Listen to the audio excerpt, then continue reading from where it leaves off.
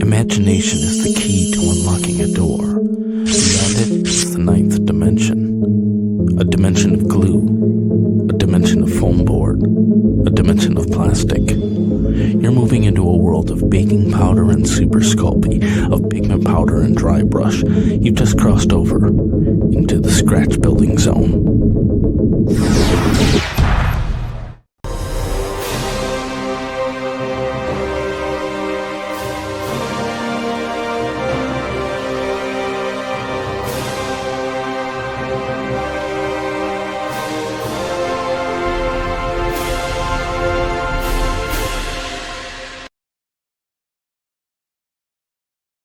This week I'm taking a dumpster dive, yes, pun intended, into the world of Hexbug Junk Bots.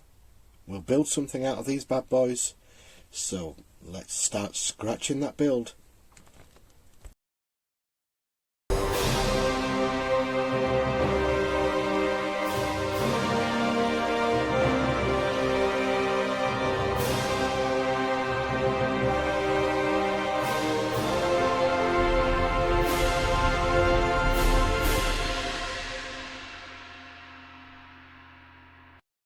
So this is a weird one for me, as in, I've all the parts to make a robot, but I'm resisting the temptation to look at the instructions. I mean, where's the fun in looking at those? Instead, I'm just going to go where the build takes me.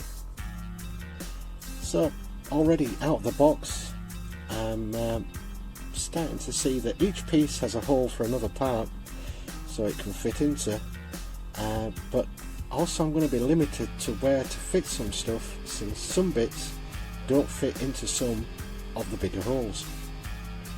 Now don't get me wrong, I love this idea of these and it's a great way for kids to learn how to scratch build. But if you're going to build something, then for the price point, and these guys aren't cheap, you'd think they'd make something that actually stayed together. Because while I was test piecing stuff together, I noticed that they just kept falling out, so the holes were either too big or the pieces I wanted to put in the holes were too small. You see, where I want to fit stuff, there isn't a hole, so therefore maybe if it had magnets on it, then you could put the stuff on without having a hole and just the magnet sticking to it. Thank you, Hexbug, I'll take 5% for that idea. So that was my rant over. As you can see, I'm just gluing stuff together now, just piecing it all together, making it how I want to make a robot.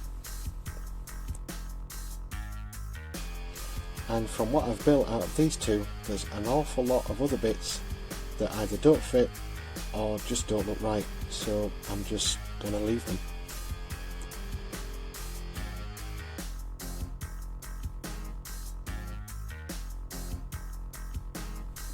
I want to make a base for this build, so I'm going to break out some 5mm XPS foam. I'm roughly sizing up what size I need to cut for the base. Often with most or all of my builds, things change, so the positioning of the bots aren't a biggie at this moment.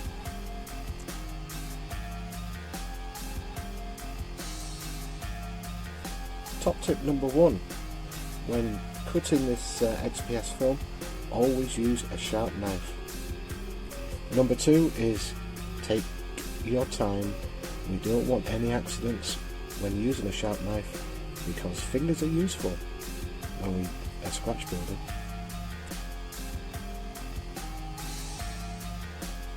Now, texturing can be done with any amount of things, but I mainly use tinfoil scrunched up in a ball, but you could use stones to give the base a nice textured worn look. Just use your imagination, look round your little workshop or wherever you do your little builds and try it. See what can texture differently.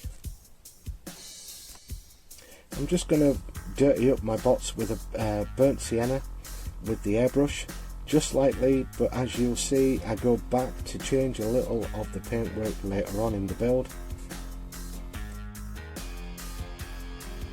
I'm not really too bothered where the paint goes, simply because they're in a sort of, in my imagination, they're in a sort of street setting, so they're a bit dirty, they're a bit grimy, and you know, the robots. I don't think robots wash often.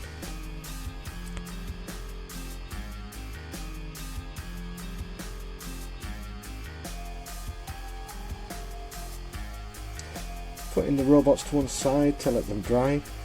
I'm going to tackle the dumpster because it's too clean for my liking, so I'm going to add some environmental weathering paint that's been, say, on my shelf for ages, asking for its 5 minutes of fame, and now it is. The dumpster has markings on it, so I'm just going to paint those bits to make it look greasy and grimy.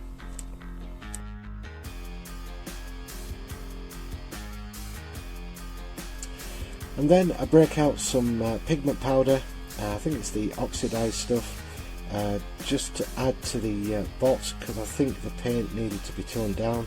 Like I said, imagination and experimentation is key to every build. Some things will look good to some, not to others. That's okay, just follow what you think looks good.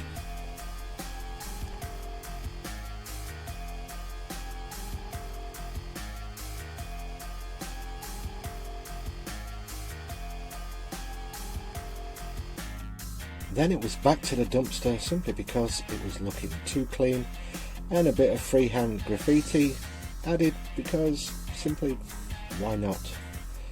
And then I added a number on the other side because, again, when was the last time you saw a dumpster that didn't have a number on it?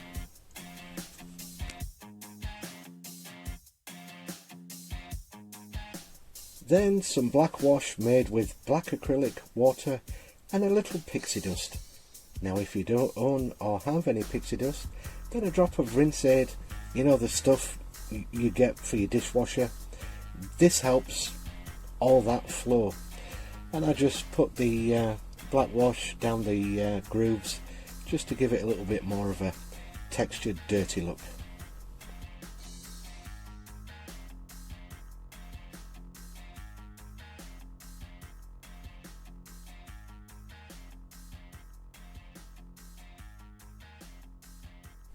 And while I was waiting for things to dry, I checked out the instructions and found a tiny newspaper on it. So cut that out and then cut out random bits from the instructions to look like newspaper paper. Because I don't have a printer or a laptop that actually works, I do this technique quite often. Just get cut bits out from instructions, and once they're weathered and all scrunched up, you can't really tell that they are instructions or in a different language.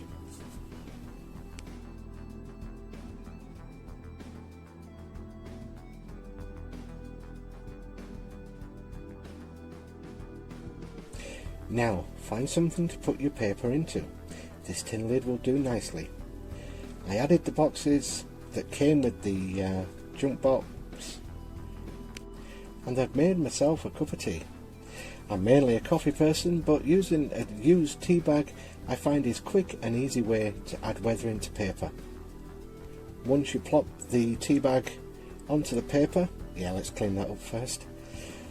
Like I was saying, once you add the tea bag to the paper, just let all that tea goodness soak into the paper. Doesn't matter how soggy it gets, we need it to look weathered. And after you've done that, and if you're feeling a little spicy, you could reuse that tea bag for another cuppa later on. I'm joking, maybe not, maybe I am.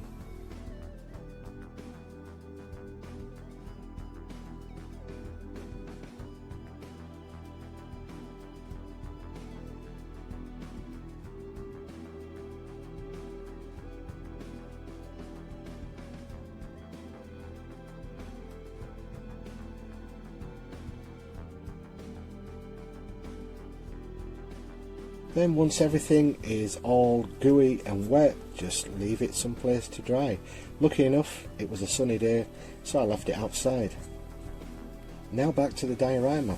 I decided that the grey wall was looking, well, simply too grey, so channeled a tiny amount of Banksy and added a painting to the backdrop just to break up some of the greyness. And because of this, the positioning of things change. See, I was foreshadowing myself earlier on in the video. Then, with all the paper dry, I just randomly stuck them down with tacky glue, which is a cousin of PVA glue, but seriously stronger.